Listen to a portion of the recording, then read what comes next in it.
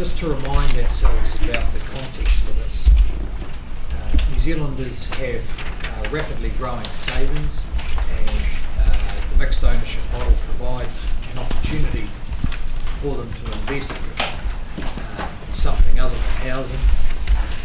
And at the same time, the government is keen to reduce the rate at which its debt is growing. And we just need to observe the volatility in international markets to see that that we need to reduce the rate of growth of government debt. In fact, we need to get it to stop growing. And the mixed ownership model process will help us with that. In terms of New Zealanders' potential to invest in this, we believe that it will be quite a very positive opportunity, and we're well placed to have extensive New Zealand investment. Kiwi retail investors have about 100 billion now sitting in term deposits. That's in addition to the growing KiwiSaver funds, the growing ACC, the New Zealand Super Fund, and the strong interest that's been indicated from iwi investment funds. The discussion the Cabinet's had about it confirms the three clear promises that were made through the election campaign. The government will retain 51% control. New Zealanders will be at the front of the queue for shares, and we would expect 85 to 90% New Zealand ownership. And no shareholder other than the government will be able to own more than 10% of the shares. We believe this will assist with widespread ownership of the shares. Just to put it in context of the government's whole balance sheet, we believe at the moment that the program will involve between $5 to $7 billion of value over the next 3 to 5 years. That's around 3% of the total taxpayers' assets of $245 billion. And regardless of progress on mixed ownership, taxpayers' assets are forecast to grow by $22 billion over the next 4 years. Also, just a reminder about how the proceeds of these sales would be used. The government announced during the campaign a future investment fund, which is a fund which will enable us to take the proceeds of any successful sales and channel them transparently into new capital investment being made by the government in further taxpayers' assets, whether it's upgrading ICT, ultra-fast broadband at schools, or enhanced irrigation investment. I'll now hand over to Tony to run through the initial decisions made by Cabinet, and I'll just stress these are initial decisions which are intended to kick off the process, get it up and running before Christmas. There are a whole series of decisions that will need to be made in the new year in the run-up to any particular float. That's right. So these are initial decisions in order to start the process to get it underway. And the government's agreed, as a result of Cabinet yesterday, to proceed with the mixed ownership model. Mighty River Power will be the first company prepared for a share float, most likely in the third quarter of next year, subject to market conditions and other issues. We've agreed that the decisions around the share allocation, the makeup between various groups of investors would be made early next year as part of the design phase for the share float. We'll be consulting with Māori in early 2012, and it's been agreed that legislation will be introduced to support the mixed ownership model, which is removing the 4 electricity companies and Solid Energy from the State-Owned Enterprises Act. Mighty River Power is leading the program because all the advice that we're receiving is that it is ready to go to the market. It's a very good size to offer a company that should have very good interest for New Zealanders and sufficient stock to ensure that New Zealanders' demands can be met. So we're going to provide more detailed information on the share float, including how the New Zealand ownership objectives can be achieved, together with the timing and the structure of the float when detailed decisions are made by Cabinet in early 2012. This will include releasing supporting documents when they're no longer in a position that they might affect the commercial position of the share floats, and I'm sure you can appreciate that we can't give more detail at this stage because detailed decisions still have to be made. We are releasing a paper from Treasury today which provides some supporting information for the decisions that were made yesterday. As the Finance Minister said, we're very confident that New Zealand investors will want to support the mixed ownership model program. They are going to be at the front of the queue for share allocations, and as we've said, we think there's a lot of interest and a lot of capacity when you consider there's about $100 billion on term deposits in New Zealand at the moment. Questions? You're still saying that Kiwis will be at the front of the queue. Why can't you say what mechanism yet that will enable that? Why is it still just the statement that it's front of the queue? Well, the mechanism ultimately is the share allocation process, and those are decisions that are made by the owners of the shares, which is the government.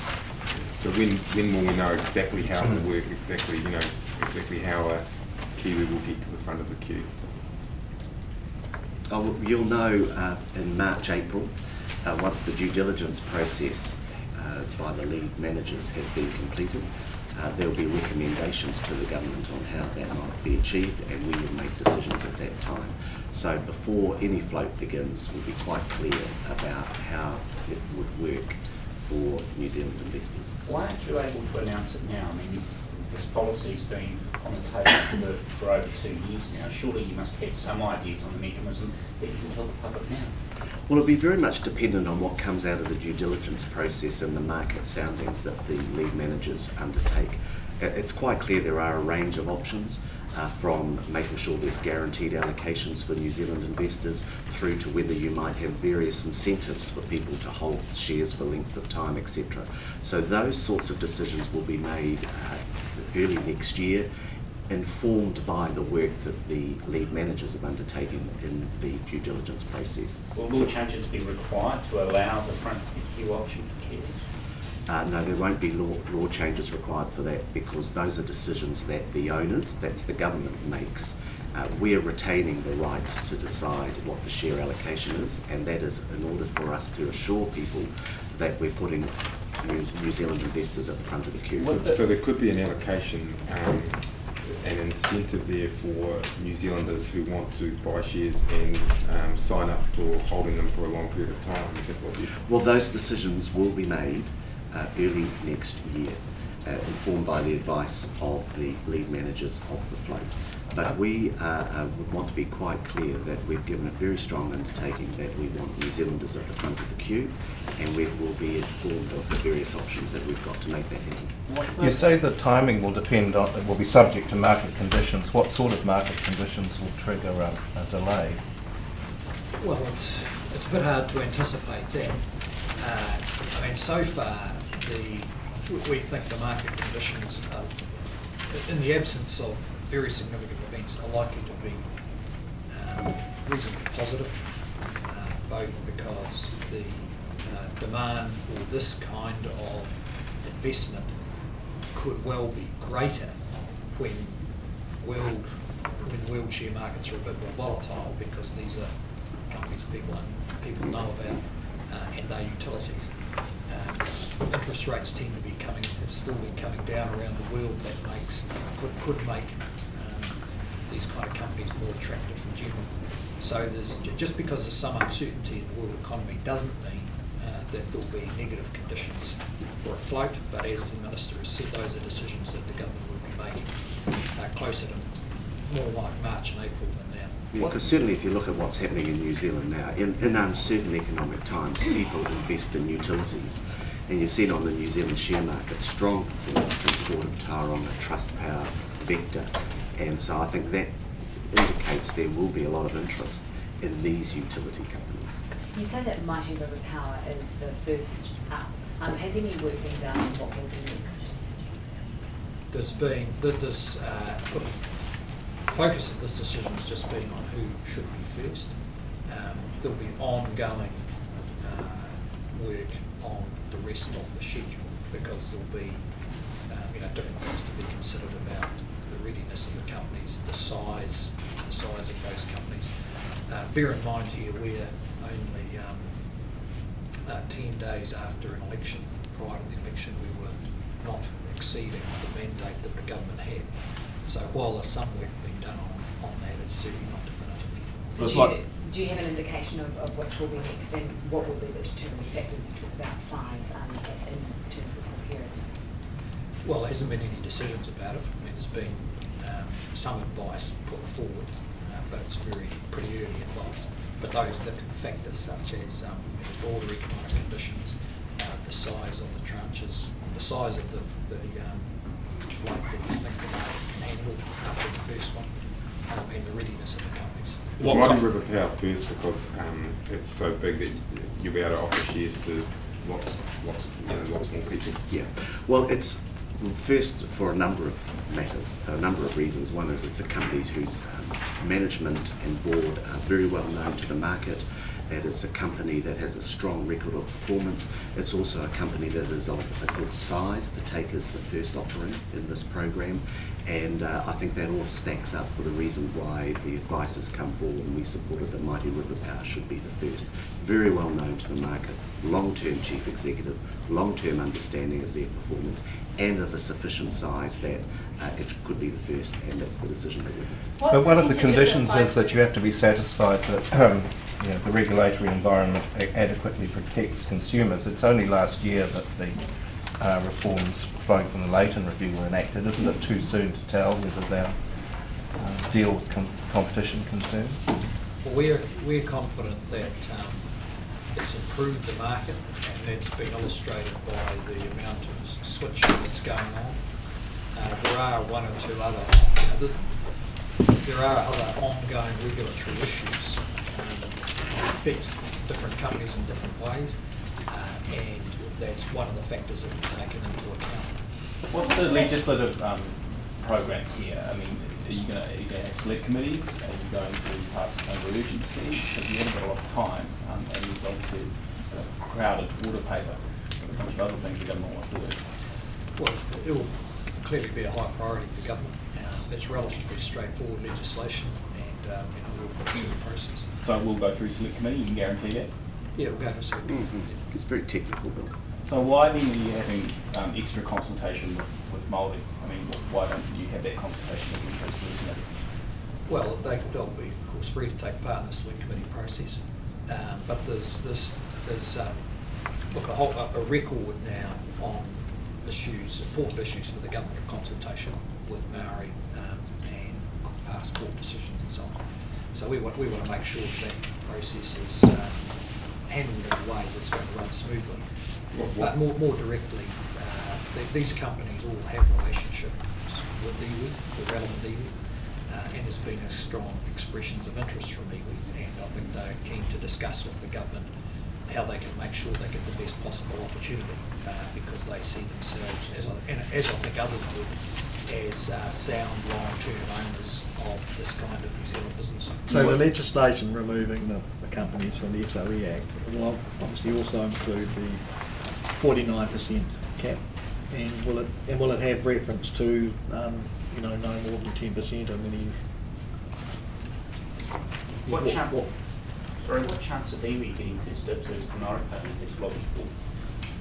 Well, it's not a matter of first dibs. It will be. I mean, look, we've yet to see just how they want to be regarded, but we've got a number of strong New Zealand institutions, Super Fund, ACC, all your KiwiSaver funds, and I imagine iwi may want to be treated in the same way as the other large institutional investors, rather than as mums and dads, for instance.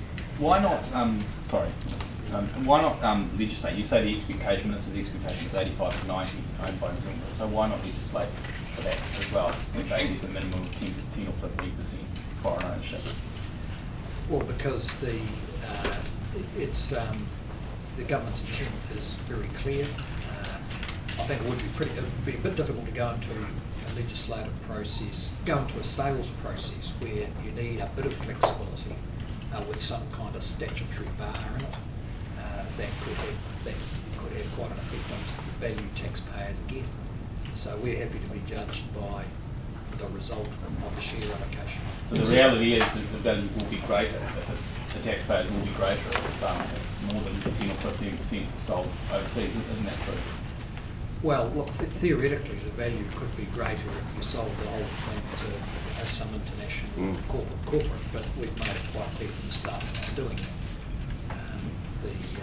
But we're satisfied that with the kind of valuations that we've been talking about, we can get a pretty good balance between value for the taxpayer, who has, after all, built these assets, well, the consumers built these assets up by paying their power bills, on the one hand, but on the other hand, achieving our objectives for New Zealand ownership.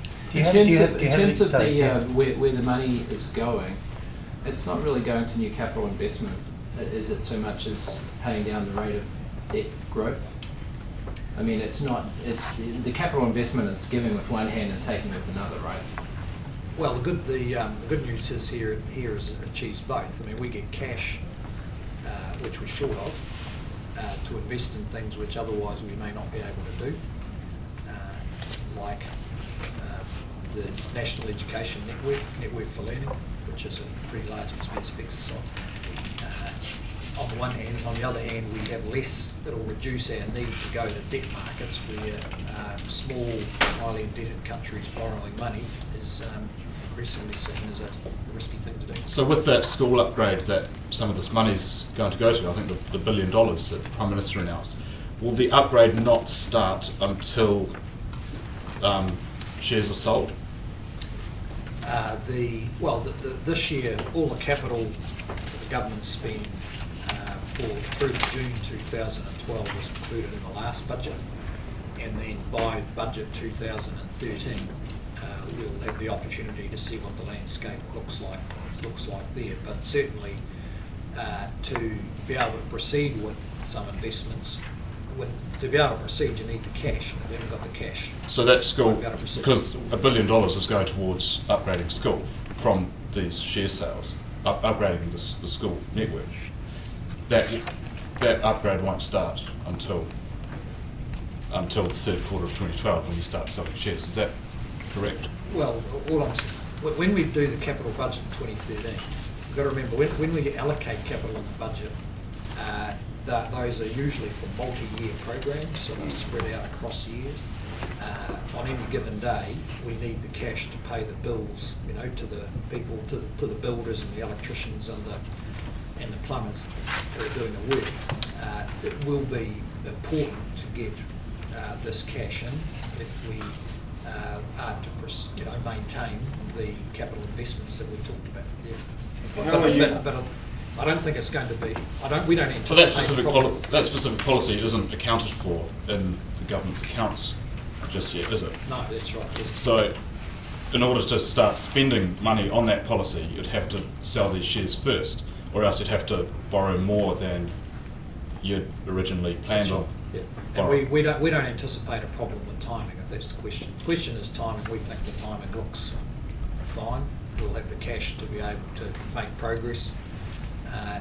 But over the next 2 or 3 years, it's important for the government program, as we put it out, to have these sales occur, because that will enable us to hold down our debt program and to maintain our investment program. How are you going to define Kiwi? How are you going to define a Kiwi? What's the... Well, it's not unusual. It's been retail investors will be New Zealanders, people who respond during the retail offer. I don't think it's anything that we have to worry too much about. But what about if it's an entity that's made up of, some New Zealanders, some people offshore? I mean, Sure, you've got to have some sort of criteria. Yeah, well, most of that retail investment stuff in our past experience has been very much you can focus that on individuals if you want. And as I say, this is the stuff that will come out of the due diligence process and the recommendations that we get from our advisors. But we're very confident that one of the objectives the government has is we want more and more New Zealanders having a stake in the economy through owning shares in these sorts of businesses. And that's the reason why we can shape the allocation model to favour individual New Zealanders and families in their investments. And I think we've received very, very well. So there could be an aspect in there that favours individuals rather than entities buying companies' trust. Quite possible.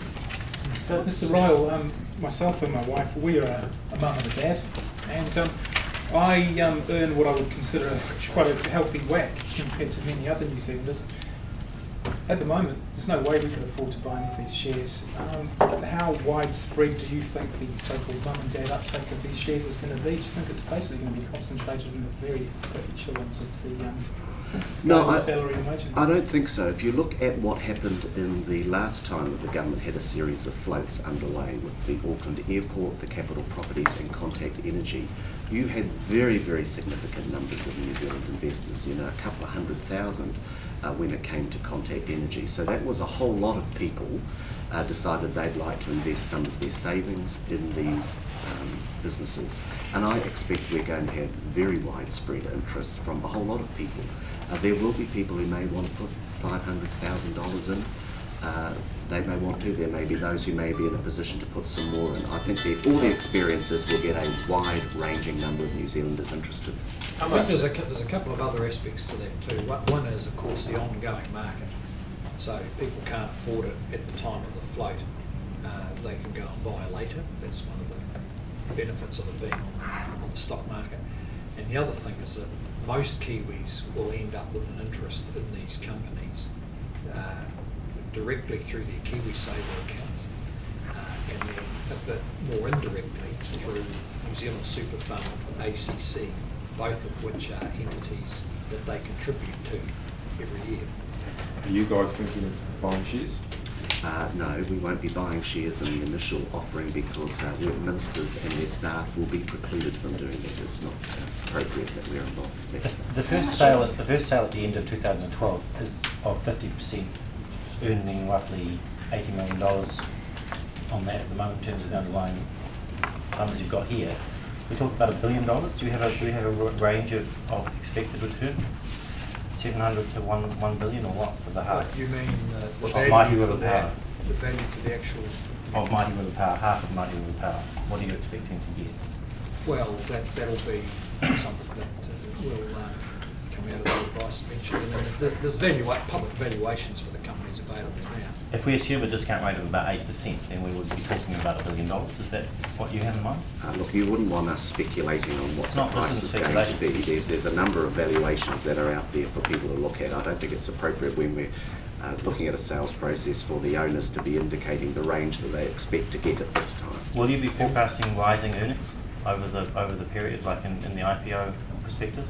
That'll all be in the prospectus. I mean, there's going to be a phase here where we have to be, we get into the phase fairly quickly actually, where the owners have to be quite careful about what they say because the prospectus has a very precise legal standing, and people who have misled the public through that are finding themselves going to jail. So it is going to get more and more difficult for us to answer the questions you want to ask that you normally ask of a politician because of the role we have in the prospectus. Well, that's my next question. What form of disclosure can we expect over the coming sort of 9 months? Or can we expect regular briefings from Treasury and yourselves, or what sort of information will we have? Consistent with the securities law, yes. I mean, as Tony said earlier, we would expect to be releasing as much documentation as we can, except that which is commercially confidential, and the commercial confidentiality is largely related to securities law and to asset value. And of course the prospectus provides offer information of quite some minutiae for complete transparency, and so that will be part of it. We also have at the moment some dispute between the Ombudsman and yourself about release of Official Information Act about the subject. I mean, can we expect Official Information Act requests to be answered and for some cabinet papers to be released and redacted? Yeah, no, we'd be continuing to release documents. I think we've released something like 16 already, including in the last budget day. Last budget release, we put out the initial cabinet papers, the documents since we're releasing another one today. And we'll keep doing that as much as possible. As I said, subject to the limitations which are will increasingly come upon us of securities law and commercial issues around asset value. What's the current status of the document that was in dispute with Russell Norman during the campaign? I can't tell you the detail, but there's no doubt there'll be a bit of ongoing discussion with the Ombudsman. Air New Zealand has been shedding jobs recently. Can you guarantee that that's not because of the mixed ownership model? Yes, we can. I mean, they are, they've been in the mixed ownership model for 5 or 6 years. The anticipation of what's happening and going to roll out next term? No, it's won't be related to that. I mean, they are in the market. They are subject to the ongoing pressures on any airline, and those are very robust commercial pressures these days. And for the continued viability of the company and maintaining the value both for the government and for the public shareholders, they've got to keep on with this process.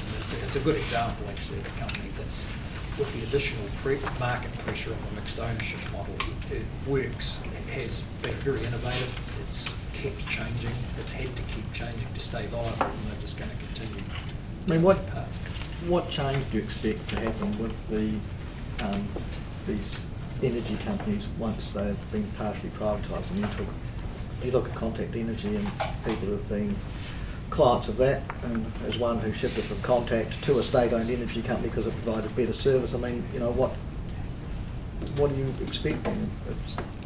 Well, we would expect that the market. I mean, we were much happier with the market structure now than we were 3 years ago, and we went through that review, made some changes which were regarded as pretty radical at the time with the asset shuffle.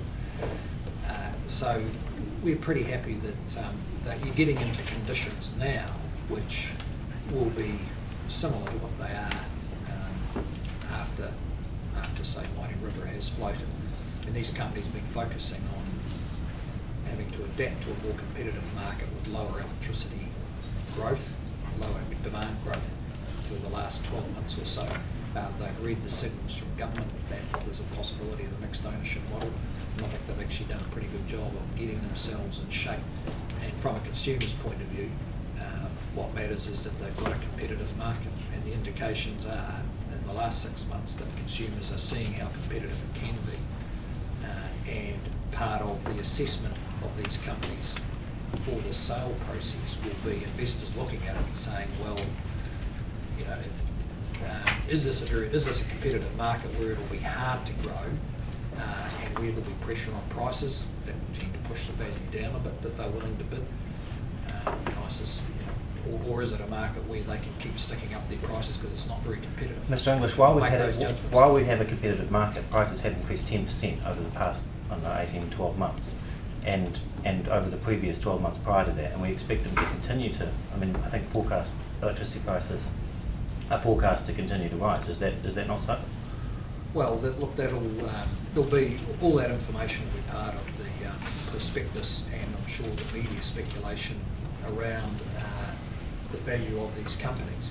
But in very general terms, we went through a long period there where prices rose something like 60 or 70%, under the 70% in 8 years. That's flattened out somewhat. You can have an argument about what's going to drive prices in the future. We know there's some influences. Cost of generation. Well, there's a number of influences. One is the extensive investment in the transmission grid. In the end, someone has to pay for that. So that might tend to push prices up. The fact that the electricity demand is actually not growing as fast as it was, that's going to tend to push the prices down. We've had what they call good hydrology for the last couple of years. So And there's we still had 10% car price. plenty of supply that tends to push the prices down. Do you have an estimate of the total amount of fees which are going to be earned by merchant bankers operating on either side in this mixed ownership model over the next 3 years? Well, there's been a number put out. $300 million? No, I don't think that's the number. That might be the opposition number. We've, Tony can talk to you more about this, but we've been working pretty hard on getting the very competitive processes with very low costs, and we're looking at more like 1%. So the fees that you're paying, I'm talking about the fees that are earned overall by all the bidders and the sellers and the various other participating bodies. Yeah. Look, I think our experience from the contact float was the total cost came to around, I think, about 1.8% or something like that. Depending on the value of this will be how much is expected, but it is a very, very big program. $5 to $7 billion is a very, very big program, and you as a taxpayer would be wanting us to make sure that we have the best possible advice and support in making those decisions. So it will not be We are talking about inexpensive. hundreds of millions of dollars of fees being paid by the Crown to banks to sell these No, we're assets. not expecting hundreds of millions of dollars. Around 100? I think probably is going to be more around 100 million over a very, very big program. How many New Zealanders do you estimate, or is your goal that shares will, that will have shares in Mighty River Power after this? How many thousands? Look, that's really going to depend on what comes out of the float. I would expect, based on the previous experience, that there will be many, many, many thousands of New Zealanders who will want to participate directly. Of course, they'll be participating indirectly with their Kiwi savers and their super funds. But look, I would expect that there'll be very, very solid interest across the community. And if you look at what happened with Contact, for example, you had, I think, a couple of 100,000 shareholders. So, and many more people interested. So we'll see what comes out of it, but we want to make sure there's widespread ownership, because we think that will contribute to more people having an interest and a stake in the economy. We're talking tens of thousands, or possibly up around 100,000 mark. I think it'd be very high.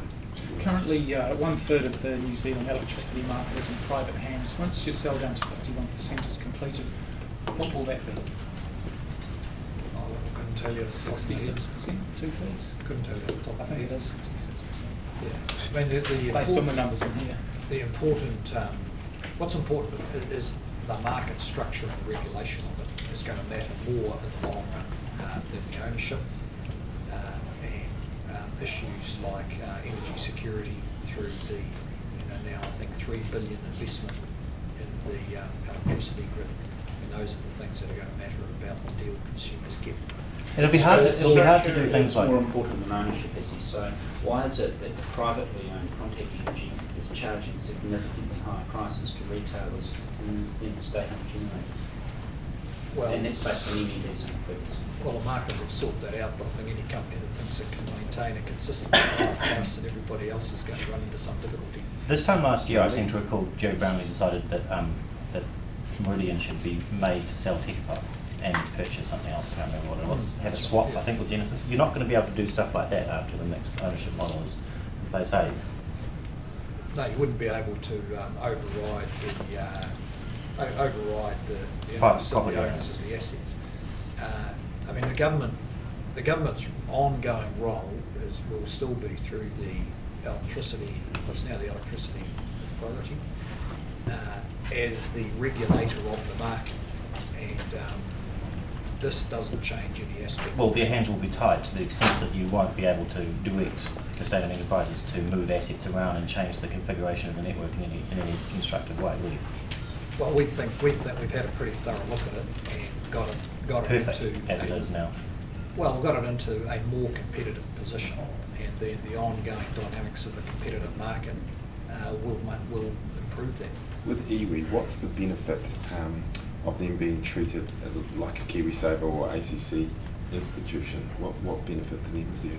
Oh, just no direct benefit, just size. The question that, as Tony said, about the allocations in the end will be the government's decision, and we'll work through all the detail of institutions and runs and dads and how they would fit together. I mean, iwi are a new type of participant, and we just need to make sure that they will want to make sure, certainly from what they've said to us, they want the best opportunity to be able to participate.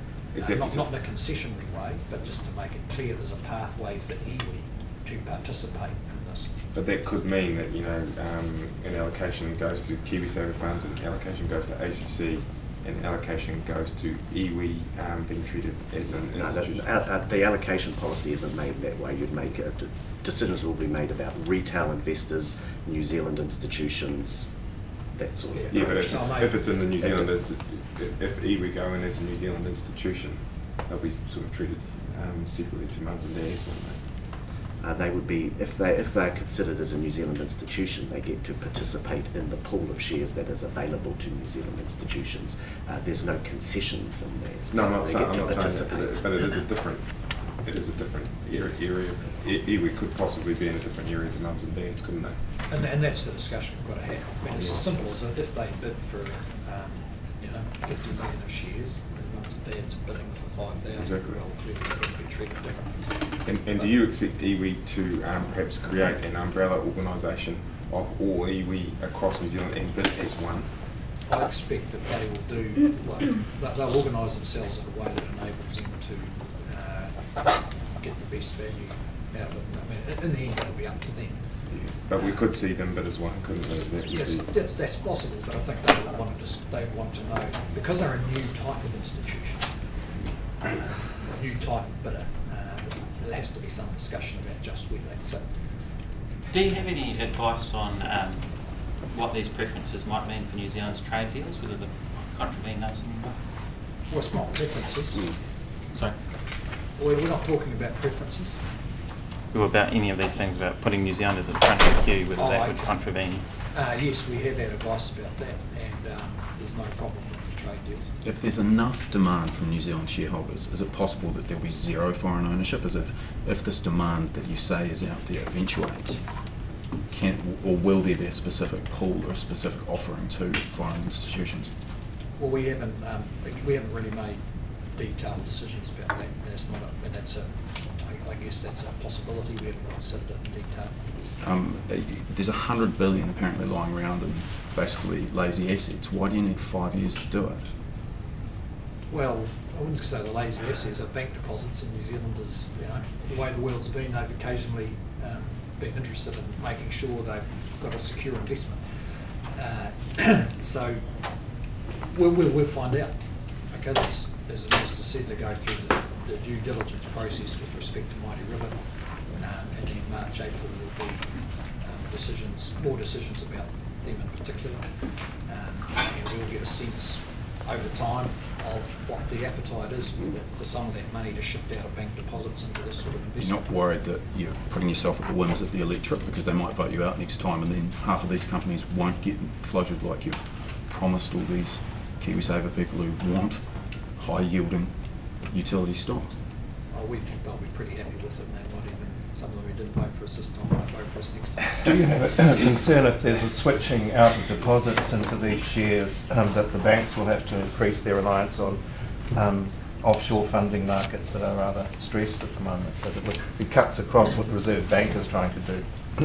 The growth in, in the first place, the money won't all come from bank deposits. It would come from other forms of savings, or people deciding to pay their mortgage off a bit more slowly.